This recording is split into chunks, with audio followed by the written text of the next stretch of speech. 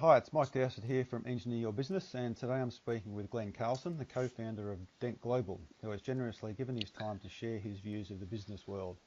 Glen founded Dent Global in 2010 with his great friend and business partner Daniel Priestley. They deliver a number of different business accelerator programs and specialist services for companies of all sizes, extending all the way from small businesses to major corporations. These award-winning programs are recognised around the world for their contribution to success in business. For example, the Huffington Post called Dent Global's Key Person of Influence program the world's leading personal brand accelerator.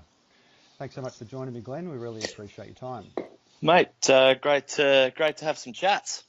Excellent. All right, well, we'll get straight into it if that's all right. So first off, your Key Person of Influence program has a strong focus on personal brand. Why do you believe so strongly in the importance of brand?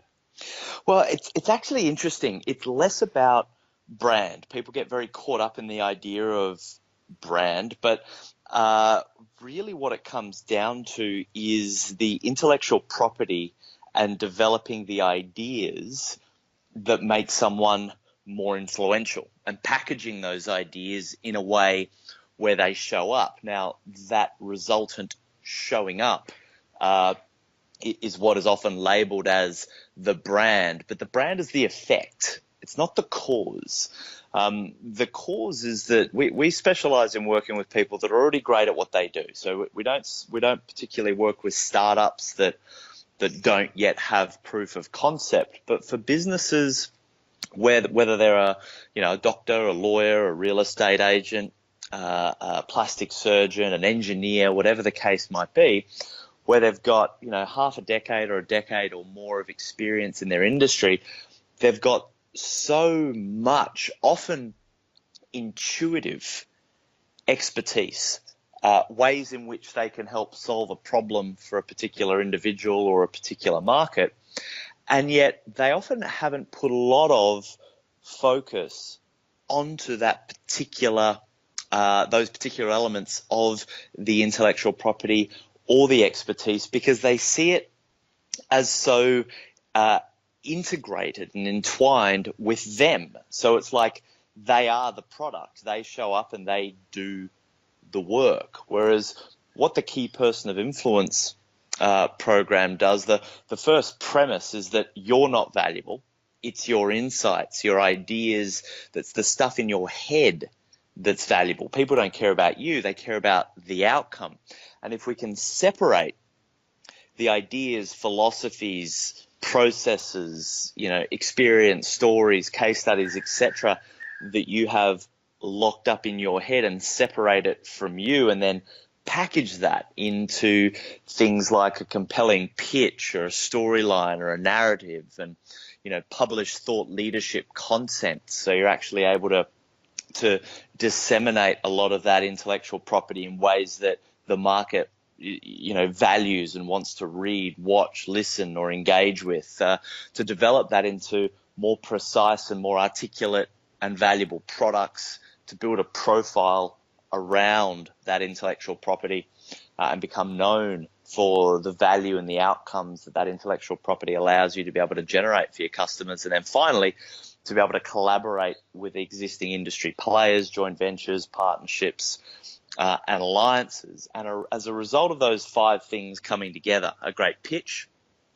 thought leadership, published content, a product ecosystem, a great profile online and in the media, and strong partnerships and alliances. When those 5 things show up with a high degree of mastery, not only do you end up spending more time in that sort of inner circle of your industry, which is where the people are more highly valued, more highly paid, they're having more fun, but it starts to look from the outside like you have a very strong brand. A brand is just another name for a reputation, I suppose.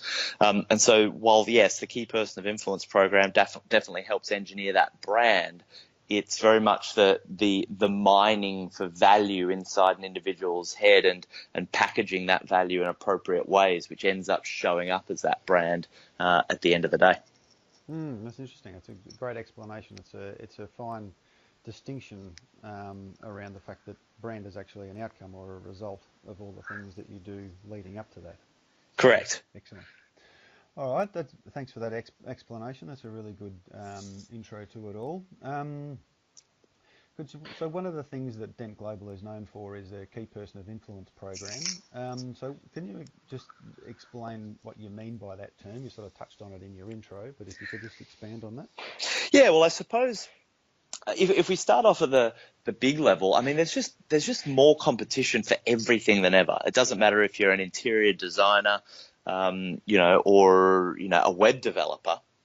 You're not just competing for business locally or even nationally, but there's a global market now, and a lot of professions are under pressure from technological replacement as well. So there's just competition at all sides, and what we've found is that being great at what you do isn't enough, right? And that's where this Key Person of Influence program comes in, because the people that are really making the most of the skills and the talents and the expertise they have recognize that just those skills, talents, and expertise, just having a business these days isn't enough. They need to be showing up as more visible, more valuable, and more connected in their industry. And that starts to create the differentiation they need to get that cut through, so they can start enjoying the kind of cash flow, profits, lifestyle, etc., that will give them a bit of a return, or a worthwhile return, on the expertise, the experience that they've already got. So the moment someone recognizes that, the moment, an interior designer recognizes that their expertise in interior design, or an engineer or whatever recognizes that, and decides that they want to develop themselves as an influencer, as a leader in their industry, the Key Person of Influence program is essentially a high-performance environment that we create for those types of business owners to help extract, package, and then commercialize their intellectual property in the context of those 5 principles. So around their pitch, we help them get that right, their published content, their products, their profile, and their partnerships. But we do it in such a way where we really feel that one of the most important drivers of success, regardless of what industry or field you're in, is being in a high performance environment, right? If you go into an emergency room in a hospital, that's heaven forbid, right? That's a high performance environment, because they've got access to the latest strategy and best practice of, how to resuscitate someone, or, do whatever they need to do. They've got access to external accountability. There's a peer group. They've got all the resources they need. I mean, Silicon Valley is known for this, for their tech incubators, where if someone's got a good idea, you'll go to Y Combinator or 500 startups, and they'll give you everything you need, so you can just focus on working on your tech idea. But there really wasn't anything for traditional businesses. And so the Key Person of Influence Accelerator provides those business owners with the elements of a high-performance environment, latest strategy and best practice around those key 5 elements, delivered by very successful entrepreneurs and leaders, men and women that have built very successful businesses themselves. There's workshop elements, there's one-to-one elements, there's some online training, there's tools that you can use to be able to train your team up in these elements as well. There's social events, there's a peer-to-peer accountability, so there's people kind of looking over your shoulder, making sure you're on track, and vice versa. Because, sometimes we need that external nudge to know that, someone else is kind of keeping an eye on us. Otherwise, it's just so very easy to get caught up in the noise, I suppose, of just business and life. So it's an exercise in focus. It's an exercise in production. Essentially, when people get to the point where they're really ready to have a big personal best, we come in and create the space for that to happen. Fantastic. So it's about people putting themselves in the right environment and surrounding themselves with the right people and the right support to succeed.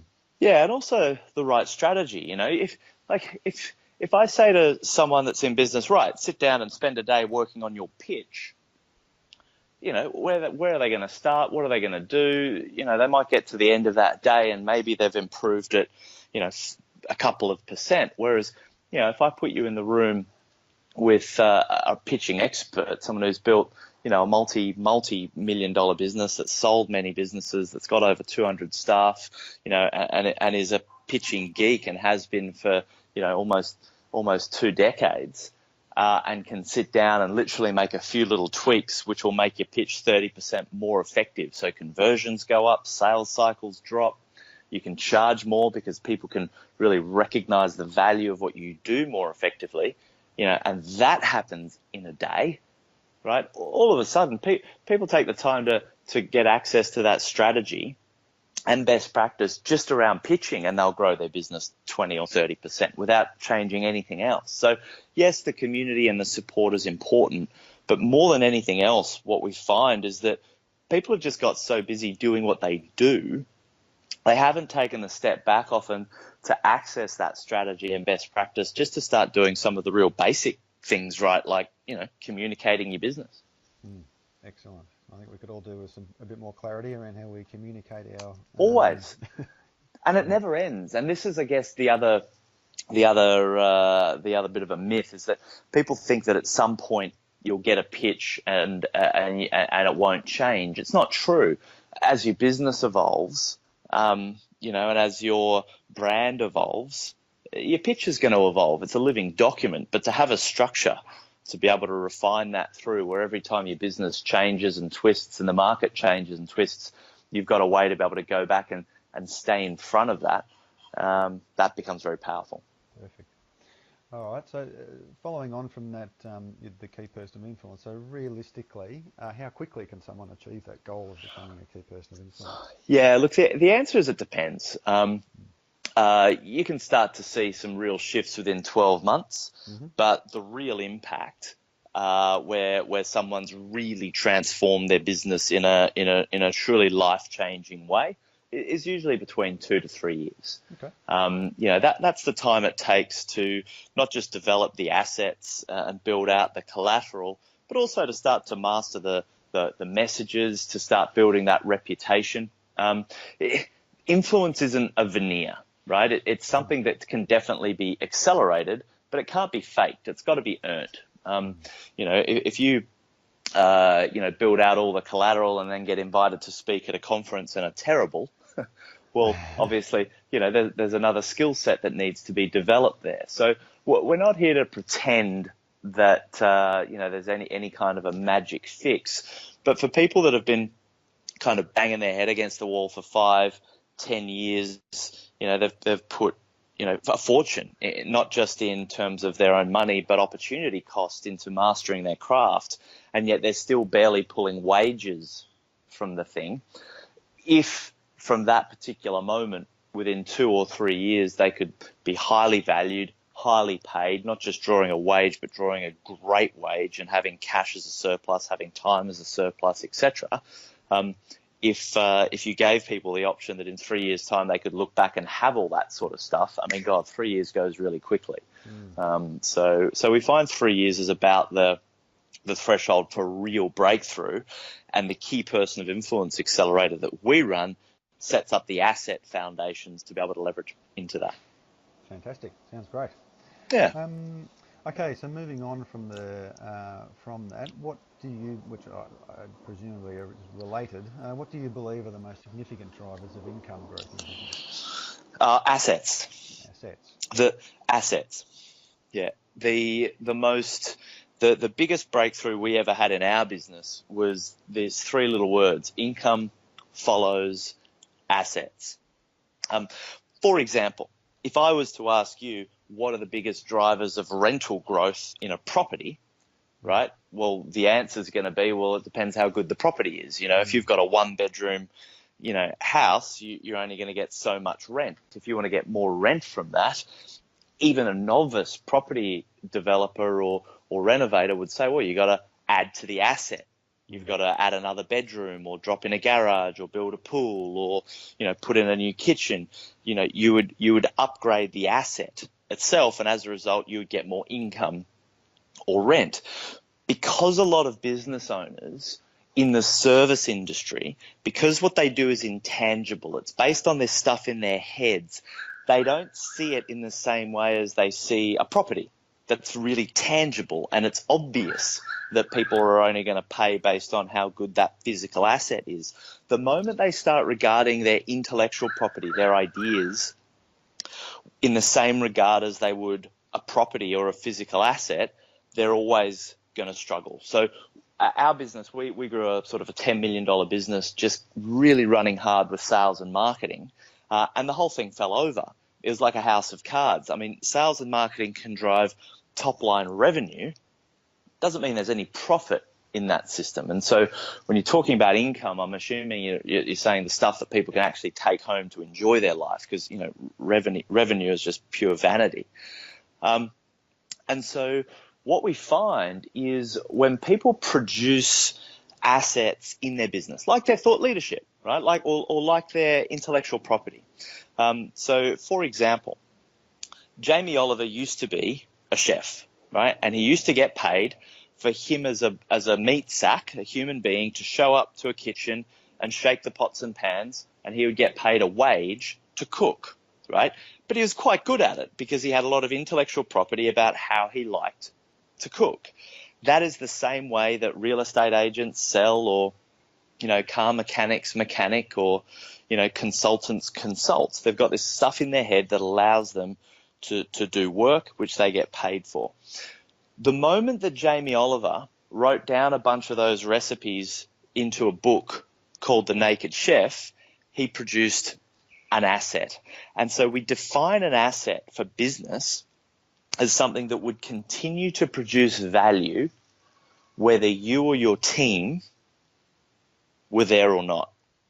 So if you and your team, if Jamie Oliver disappeared from the planet, his book, The Naked Chef, would continue to sell. It would continue to produce value. It would continue to inspire people to use simple, healthy, clean food, all that kind of stuff. Does that make sense? Absolutely. It makes perfect sense. So my business partner wrote the book, Key Person of Influence. That was his first book, right? So we sell probably about 1,000 of those books a month. So it's not one of these New York Times super best-selling books, but for our business, you know, $20 million global business in 4 countries doesn't need to be. You know, we sell 1,000 of those. We probably give away an equal number of those at conferences and workshops and events and things of that nature. So the value is not just someone buying the book, but the value is also when someone reads the book and then they say, wow, that's really interesting. I want to know more. I want to engage more with these guys. That creates value, right? That's just, a book has just supported now a sales role or a business development role. So I could have my entire sales team disappear, but I would still have incoming opportunity coming in as a result of that book, which is an asset. So there are all sorts of different assets in a business that you can package your intellectual property into. The Key Person of Influence Accelerator focuses on the 5: pitch assets, thought leadership, publish assets, product assets, profile assets, partnership assets, to sort of unpack the ideas and the thought leadership around those key areas. And we find that it is after the production of those assets that incomes, as in take-home profit income, really starts to drop, because where that comes from is efficiency, right? So if you're pitching and you're only closing every 1 out of 10 people you speak to, well, that's costing you a lot of time, right? It's inefficient from a time perspective. If your conversion is that low, it suggests that you're not communicating the value very effectively. So it implies you're probably not being able to command as much of a premium, so it's less profitable. So there's inefficiencies all through that chain. You improve your pitch, so you're converting 4 out of every 10 at a higher price at a shorter time. If you're attracting opportunity because of thought leadership assets that you've got out there in the market, whether it's a book or whether it's just articles, blogs, podcasts, things of this nature. If you've got the right product ecosystem, which is designed to be able to help take people on a buying journey rather than you being able to chase. And as a result of all this coming together, it's very clear that employees would prefer to work with a business that is known in the industry, that is recognized, that is a thought leadership organization, that's winning awards, that's in the media. So it makes it easier and more effective, not just to attract, but also to retain top talent. So by developing these key assets, it makes all of the significant cost drivers of business cheaper. And so as a result, a lot more profit is left in the system, which allows us to take more money home. Does that make sense? Makes a lot of sense and sounds pretty damn good too. Excellent. So you've mentioned product ecosystem a couple of times, and I've also heard you talk about the ascending transaction model, which is related to that. So can you give us a run through what you mean by that product ecosystem? Yeah, so first of all, the thing to recognize is people don't like being sold to. No one likes being sold at or sold to or pushed or chased or cajoled or any of that sort of stuff. And yet the irony is we all love to buy things. Would you agree? Absolutely. Right. So if you consider Apple, right, a lot of the people on the planet started off with iTunes. And then they went from iTunes and they downloaded some music, and then they chose that they wanted to buy an iPod. So now they've got the iPod, and then the iPhone comes out, and they get the iPhone, then the iPad comes out. Then they decide they're going to switch from a PC to a Mac, and they get the MacBook Pro, and then they get the cloud. And all of a sudden, they're really ingrained in Apple's, product ecosystem, and every element connects with every other element, and it makes it really convenient and nice. At no point does anyone that's got all of that Apple stuff, that's probably spent, 10 or 15 grand or more on Apple products, has ever felt sold to. Everything that they've consumed has been out of their decision, which we love, to buy something. Does that make sense? Yeah, it makes perfect sense. Yeah. So now let's take that and look at a small little business. Like if you look at our business, for example, it's a service business. Mm-hmm. So we don't run like physical products like Apple does, and we're a much smaller business comparatively to Apple. But we've created a buying experience. Like you see a lot of these marketers talk about marketing funnels and sales funnels, and it's just got this energy of neediness, of that they've got to kind of engineer some way of hooking people, like language like lead magnets and all this kind of stuff, which I think just sets business owners off on the wrong psychology, because most people didn't get into business because they want to sell shit to people. Most people got into business because they've got some value that they want to be able to deliver to the world. Is that fair? Yeah, true. Yeah. So what we do is to keep it simple for a conversation like this, we can break it up into two elements of assets that we need to develop in a product ecosystem. We need to develop assets that get us known in the market. And when I say assets, a product can be an asset, right? Like a book could be a product. A podcast could be a product. A video series could be a product. A report, a diagnostic, an industry trend analysis, white paper, a workshop, a boardroom. Any of these sorts of kind of things could be created into a product. Anything that could have a brochure or a landing page or someone that someone could pay for and engage with could be considered a product, which also could be considered an asset. So if we imagine there's only two broad categories, products that get you known. So from our perspective, about a year ago, I launched the Dent podcast, where I interview a lot of our clients and industry leaders, right? That's been a fabulous tool in helping us get known in the market. We've had almost 200,000 listens to. Each of those shows goes for about an hour and a half. So if you imagine, 200,000 people multiplied by, let's say each of them listen to at least half an hour, that's a hell of a lot of time that people are engaging with our content. Dan's written the book, Key Person of Influence, Entrepreneur Revolution, oversubscribed. He's actually just about to release the book 24 Assets. He's very prolific from the publishing perspective. We run conferences and workshops and short strategy sessions, and we get in small groups with people to be able to, help them refine their personal insights around these 5 principles before we would engage with them in a much longer accelerator type program. And so these are all products that are very well leveraged that help us get known in the market. A lot of them are digital or very cheap, so they can scale very easily. And so if someone reads the book, from the book, they're invited to go and check out the podcast. From the podcast, they're invited to come along to a conference or do an online scorecard or things of this nature. And then at this point, we want to try and rack up or have enough collateral or assets or products produced in a combination of modalities. So stuff people can watch, like on YouTube, stuff people could listen to, like a podcast, stuff people could read, like a blog or a white paper or a book, stuff people can do, like a scorecard or a diagnostic or a heat map or something along these lines, to get to the point where people have got enough value and enough insight out of your thought leadership content that they then want to buy the next step. And so the next type of product that we want to develop is products that help us deliver the value, right? And so products that get you known, like all the things that I've just spoken about. And then once someone decides that they then want to take the next step, there's the products that deliver the value, which becomes your core business. The mistake that a lot of business owners make is they only have one product or service. Like a plumber does plumbing, you know, a consultant does consulting, but there's nothing else I can engage with them around other than their consulting services.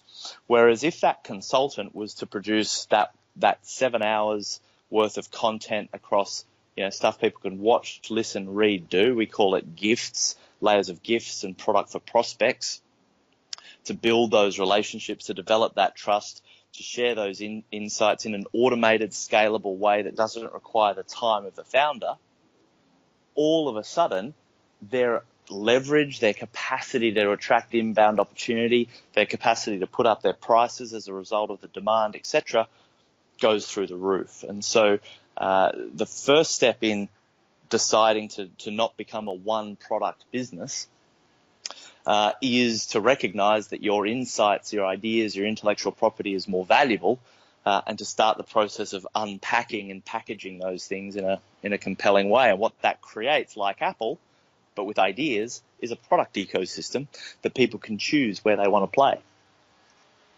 Perfect. That's a great explanation. Thank you. So it's all about providing initially products and services that people can interact with, that inform them about who you are and what you do and what you're about, but with a relatively low buy-in or no buy-in at all. Yeah, well, look, not really. Like a brochure will tell people who you are, what you're about, and what you do. That's not what I'm talking about, right? What I'm really talking about is providing people with content that helps them understand more about them, more about their problems, their challenges, and that some of the mistakes that they might be making that are causing the problems and the challenges, and some of the ways that they need to be thinking differently, and maybe even presenting a pathway to a solution. So, you know, for example, a lot of our thought leadership content talks about the 5 principles: pitch, publish, product, profile, partnerships.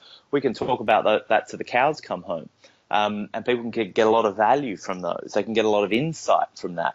But at some point, there's a group of people that go, I really want some personalized help and support to implement that, at which point they go from consuming products that get us known to products that deliver value, and they might join one of our accelerators.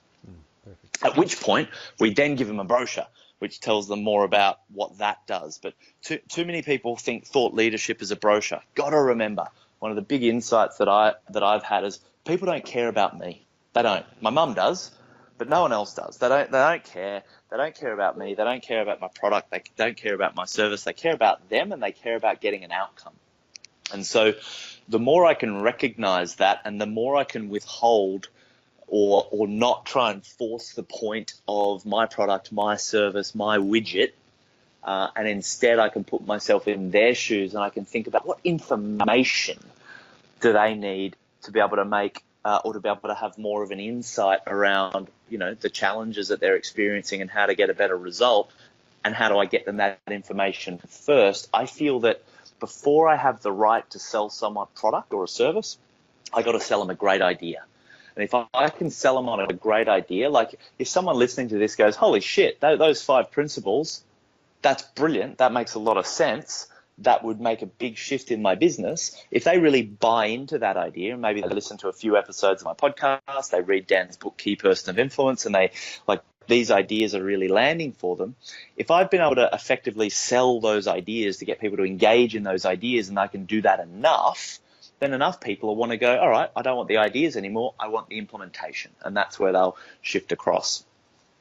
Excellent. Oh, that's good. Thanks for the clarification. That's excellent. Okay, so through all of your programs, you've worked with thousands of entrepreneurs. Yeah, it's crazy. Yeah, it's a pretty incredible ride. Out of all of those people you've worked with, what would you say are the common elements that have contributed to their success of the top performers? Yeah. So our programs is sort of like everything else in life. It's kind of like a screwdriver. A screwdriver only works if you work it. You can have NASA build the world's most sophisticated screwdriver that can work in space and upside down and all that sort of stuff. But unless someone picks it up and actually puts it in the right spot and pushes the button, nothing happens. So the first thing that I think is the most important thing is that people recognize that until such time as they're a key person of influence, their full-time job is to become a key person of influence, and everything else exists in their life, their business, their family, their friends, their dog, to support them in becoming that key person of influence. That is the goal. That is the game. So the moment they kind of recognize that they're in that production mode and they see themselves as prolific producers and they, recognize that it's very easy to find excuses as to why you don't have enough time, money, etc. But the moment you stay committed to the result, you can discover best practices and shortcuts on how to do all this stuff without it actually taking up all of your time, etc. So the first is production, right, and really clicking into that mode. The second is resilience, because business is challenging, right? Essentially, the moment you decide to be in business is the moment you decide to take on other people's problems, not just your customers' problems, but your staff's problems and your suppliers' problems and the government's problems and all this sort of shit. You now need to take charge. I'm a skipper and also a lifesaver down at Bondi, and there are these little stickers everywhere. The skipper is responsible. If you've got your hand on the tiller and you're the captain of the ship, it doesn't matter what goes wrong, it's your problem. If the wind changes, it's your problem. If the crew hurts themselves or doesn't show up, it's your problem. If the keel falls off, it's your problem. And so there's a level of resilience, I suppose, that is required, and that we find the people that are resilient. And I think, resilience doesn't mean that you've got to force yourself to do stuff you hate. I think the trick is finding the problems that you love to solve. My dad is a skipper, for example. He's been sailing his whole life. He joined the Navy when he was 15 and became a boat builder with the Navy. And he's got a lovely catamaran now that he sails around the Philippines on. It's just his retirement plan. And I was on the boat with him, and he's always been a bit of a workaholic, and he was up the mast doing something, and I'm sitting on the deck having a beer, enjoying myself. And I said, Dad, give it a rest, mate. Come and enjoy yourself. And he kind of looked over the mast. I think he was fixing the wind vane or something, and he looked out at me. He said, I am enjoying myself. He chuckled, and he's sweating and cursing and dropping tools and shit, just not. But that's what he loves. That's what he loves doing. And I think there's some sage wisdom in that. Is if you can find the problems that you love to solve. A skipper on a yacht doesn't freak out and give up when the wind changes direction. They just tweak the sails. And so I think that resilience that there's always going to be another problem is really important. And the third thing would be focus. It's just so easy to get caught up in the noise. Because there's always something. It's so easy to get caught up in the noise. And to continue the sailing metaphor, I see people that are spending so much time trying to trim their sails, and they're not spending time on the fact that the hull's got a big giant leak in it and they're slowly taking on water. That there are some very clear problems. I see people messing around trying to build websites where they would openly say that their pitch is at a 4 out of 10. if you rate yourself at a level of 4 out of 10 in terms of your effectiveness of communicating your value, and you're dicking around with a website, like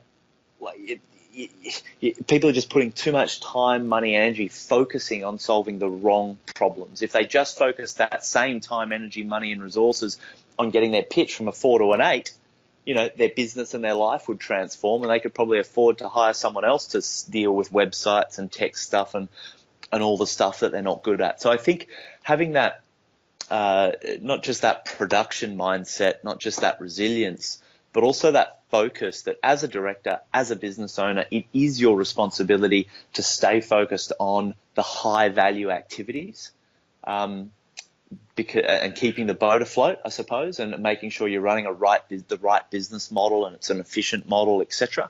And it's just so easy to get distracted, which is where accountability comes in a big way, and having people outside of you and your business helping keep you on track. Because you get a business owner disconnected from their business a bit for a day or two, which is part of what we help them do. They know what they need to be doing, right? It's not like these people don't know. They know. And so when they're able to get to the bottom of it and kind of simplify it and create a plan out of it, share that with someone else who's going to keep them accountable to it, the game changes really, really quickly. Perfect. So production, resilience, and focus. I love it. Yeah, I reckon. Excellent. That's good. Just like to go back and touch on something you mentioned before, that Dent was now a $20 million business, and that's happened in 7 years? 6. Right? 6 years. So close enough. 7 years. That's amazing growth. So how did you set the business up in a way that enabled you to scale it so quickly?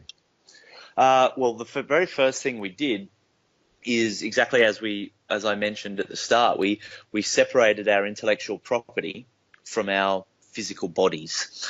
Mm-hmm. So the first thing was recognizing that there was a methodology that we needed to develop, which became the 5 principles.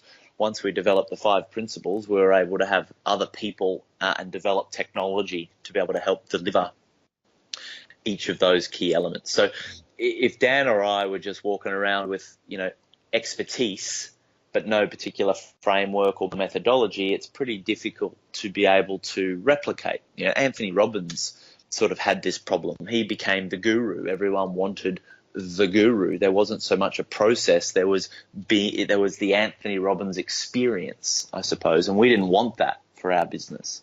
We didn't want that for ourselves. And so the first step in us scaling was extracting the methodology or the process or the formula. Like Steve Covey has his 7 habits of highly effective people. If you break down how you deliver value well enough, you will discover that there is method in your madness, I suppose. So that was step 1.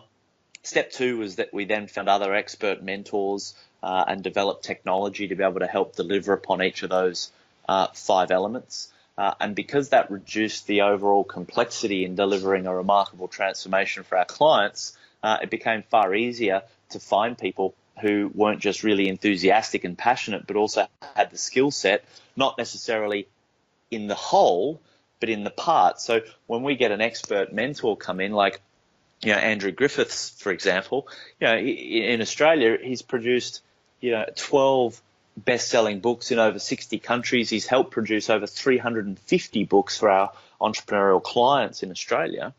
And yet he's a one-man band, right? High 7-figure business, so very, very well paid as an individual. But, he's not going to be giving a lot of advice on, building team or doing things of that nature, because that's not his skill set. So because we've decompartmentalized all of these elements, we can find the absolute expert in each and every one of those elements. And this is where, having a coach or a mentor doesn't quite get you the whole way there, because the likelihood that they're going to have a level of expertise in all of the areas is very unlikely. So the same way that Henry Ford created the production line, I suppose, for cars, we work with our clients to deliver the production line for their services or their ideas, and to deconstruct those into the constituent parts. We're then able to attract team and talent that can deliver upon those parts, and so therefore the ability to open new cities and develop new products that are in line with those components becomes far easier. And I mean, that's the short story, but essentially that's how we were able to grow the business without reducing the quality of the outcome, and without either Dan or myself being particularly involved. I mean, the key person of influence accelerator now runs with probably about 10 or 15% of my time.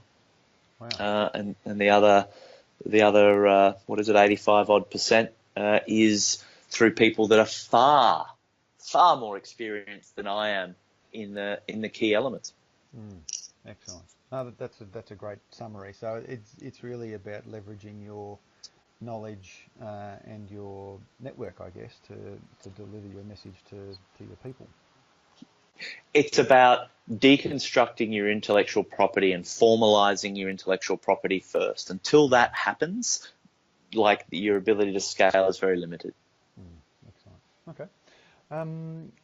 You sort of touched on, you mentioned technology before, so if we could just talk about systems for a moment, because with all the clients you serve and all those events that you run each year in multiple cities around the world, you must have a pretty good set of systems in place. So could you give us a couple of minutes on your approach to systemization of business? Yes, I absolutely can. My approach to systemization is I don't do it.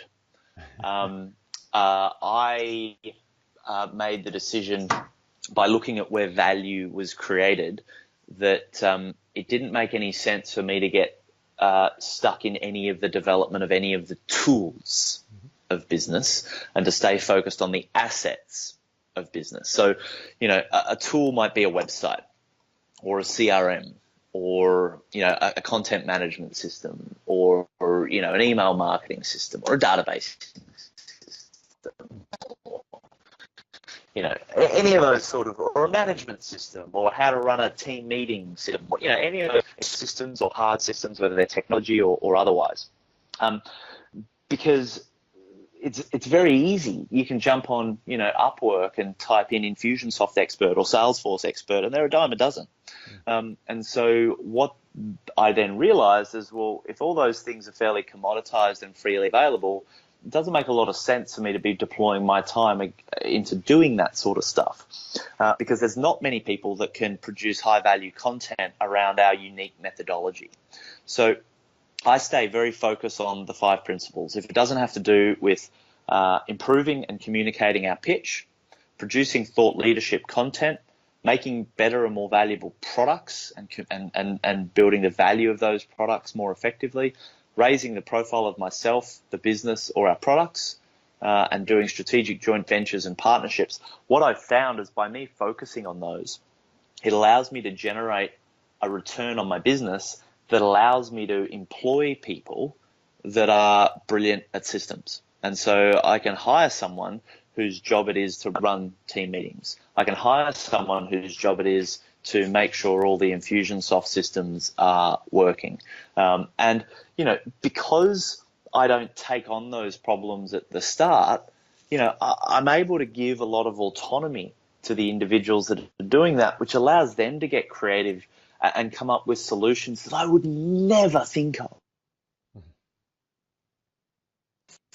And so the best way to systemize a business is to not do it, even if you're a systems guy. Right? Even if you're a systems guy, your role should be being the key person of influence as the systems guy, and let someone else handle the low-value system development in your own business. In the same way that for most people, it's not worth their time to learn how to fix their own car, and they hire a mechanic to make sure the systems in their car are working effectively. And, they drive to work, and it's more valuable for them to be at work making money to pay a mechanic than it is for them to learn how to be a mechanic to fix the car themselves. I feel it's exactly the same way in my business. My job is to drive the business, but it's not to get under the hood. Now, that said, I do know how every element, like if it was the car, to continue the car analogy, I know every element of the car. I know there's the engine, there's the manifold, and there's the exhaust, and there's the carburetor, and I know how all these elements work and how the power moves to the drive shaft, etc. I know those components, so I can tell if a mechanic is talking to me and knows what they're doing or trying to pull the wool over my eyes or something along those lines. So I know enough about what's going on but to be able to command and control, to be able to conduct, like a conductor of an orchestra, knows if the bugle's out of tune or not, but the conductor never puts down the stick and picks up the trumpet. That's a great distinction, actually, and I think it's an incredibly valuable insight to not get caught up in things that you're not great at, or even if you are great at them, that you're better off spending time elsewhere. Correct. Not to put too much of your time into low value activities. People spend so much of their week doing email that they could delegate for $15 an hour, which is effectively them saying that their time isn't worth more than $15 an hour. And for people that could in fact command $100 or $200 or $500 an hour, and yet they're doing email, the opportunity cost is $185 an hour. They're paying $185 an hour to do their own email, to do their own invoicing, to do all these jobs that people could outsource. We live in such a remarkable time, right, where there is so much opportunity, and we have the ability to connect with so many different people that want to do all these great little component jobs, to spend a week delegating out a lot of the low value activity, to get a housekeeper, like in the same way that someone would get a housekeeper to clean their house and to do their laundry and to clean their toilets, so they're not doing that sort of work. Instead, they're on the beach or they're spending time with their kids, like real quality time. Do the same thing with your business. And if you're not doing that in your home, you should be, because that extra 5 hours a week that you could reclaim by spending the $150 or whatever it's going to cost, but that means you get to go for a big walk in the national park and get lost, or go for a surf or whatever. That's where you have the $1 million idea that's going to change the whole game. I think just because someone can do something, you're right, doesn't mean they should. Love it. Perfect. All right, I'd like to touch on something as a great quote on your website that says you are standing on a mountain of value. Can you just let us know what you mean by that and how you believe business owners can best leverage their own experience to build their business? Yeah, well, it comes back to this intellectual property idea, right? People massively underestimate the mountain of value that they're standing on, right? They just go, oh, I'm just the same as any other accountant, or I'm no different than any other financial planner, or, et cetera, et cetera, et cetera. And they don't recognize the value of the intellectual property that they're standing on. The fact is that if you are able to deliver great value to a customer to the point where they want to refer you, you're standing on at least $1 million worth of value right there. It's $1 million. If you can do that once to spin out the IP and the product ecosystem, etc., there's $1 million business in that at the very least. If you're already running a $5 or a $10 million business, there's another $1 million product line pretty easily in there somewhere as well. People just undervalue it because it's someone else can afford you're in. And yet for someone else, for us, pitching, publishing content is just obvious. Like, we wouldn't even think of running a business any other way. And so it'd be so easy for us to undervalue that, I suppose. And so the moment that people recognize, and the way that you can recognize the simple being on a mountain of value is this feeling that you are undervalued, you're underpaid, you're under-recognized, or you're not quite hitting your potential. Right? If you feel like there's more capacity, there's more that you could do, that you feel like you're driving a Ferrari but you can't seem to get it out of first gear, and it's like, you can feel that there's more there.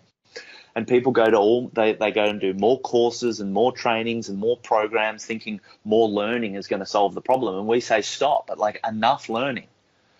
Just produce the value that you've already got. Just acknowledge the mountain of value that you're already standing on. Let's develop that. Let's package that. Let's productize that. Let's commercialize that. Let's get known for that first, and get the return on the IP that you've already developed. Once you've done that, go back into the learning mode. And I think people are too focused on the research side of R&D and not enough of the development side of R&D. And if you look at any sort of big business, they tend to spend anywhere between 5 and 10% of their revenue on research and development. And we believe that individuals and small businesses should be doing the same. Between 5 and 10% of their top line revenue should be going straight into the production of assets that are going to allow them to, develop to that next level. And yet that process won't begin until such time as you recognize that you're standing on a mountain of value. That's a great lesson for anyone in business, really, is to value yourself, who you are, and what you know. So, excellent. One of the 5 P's you've been talking about is partnerships. How important would you say partnerships have been to your business, and what would you recommend to other business owners with regard to their own partnership strategy? Yeah, so at least 80% of our revenue, and I would say 80% of our brand cut through still comes from, and 100% of it came through in the first few years, joint ventures, partnerships and alliances. Did our first $1 million in profit without any marketing or advertising, just purely creating joint ventures, partnerships and alliances. And in fact, the whole point of becoming a more visible, valuable influencer in your industry, the entire point of that is so you can do those partnerships. One of our clients, for example, Sarah Hunstead, runs a company called CPR Kids, and literally just last week, she did a massive national partnership with Westpac, where they partnered with her to be able to create a national product line with co-branded Westpac and CPR Kids, through into media and all these different channels, etc. That's 2.5 years down the track from when she produced her IP, wrote the book, began producing all the videos and the content and becoming the influencer in her industry. All of a sudden, 2.5 years later, and bang, she gets the partnership opportunity that completely transforms her entire business. And that's just one example of thousands of things that start to happen. And look, there's lots of little teeny tiny companies that teach first aid and CPR and do it for kids, etc. But at this point now, CPR Kids is very much cemented as a result of this partnership and her book and her thought leadership content. She'd already been in the media, etc., etc., etc., as the company for CPR for kids in Australia. And more important to that, they approached her. And they said, we came to you because we Googled, CPR, kids, first aid, and you were all over Google. You had the media, you had the brand, you had the positioning, you had the reputation, you had the pitch, the product, the profile, the partnerships, etc. That obviously wasn't the language they were using. But they said, look, there really wasn't any other option. You were it.